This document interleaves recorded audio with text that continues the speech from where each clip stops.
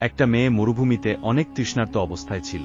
হঠাৎ সে দূরে কোথাও পানি দেখতে পায় এবং দৌড়ে সেদিকে চলে যায়। কিন্তু সে যখনই পানিতে হাত দেয়, দেখে সেটা আদৌ পানি নয়, এক ধরনের ঘন লালার মতো কিছু। সে অবাক হয়ে যায়, আবারও হাতে তুলে দেখে, কিন্তু এবারও বোঝে এটা পানি নয়। তখন হঠাৎ তার জাদুকরি ঘোড়াটা চিৎকার করে ওঠে।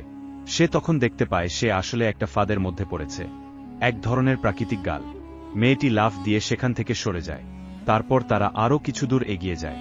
হঠাৎ মরুভূমির বালুর নিচ থেকে উঠে আসে একটি বিশাল কাকড়া। কাকড়াটি মেয়েটির উপর আক্রমণ করে। মেয়েটি প্রাণপণে নিজেকে রক্ষা করার চেষ্টা করে। ঠিক তখন তার জাদুকরি ঘোড়াটা সামনে চলে আসে এবং কাকড়ার আঘাতে আহত হয়ে যায়। এটা দেখে মেয়েটি রাগে ফেটে পড়ে। তার ভিতরের জাদুকরি শক্তি জেগে ওঠে। সে সেই শক্তি দিয়ে কাকড়াটিকে দূরে ছুঁড়ে ফেলে দেয়।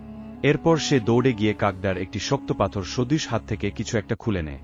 সেই শক্ত বস্তু দিয়ে কাকড়াটিকে আঘাত করে এবং কাকড়াটি শেষ পর্যন্ত মারা যায়।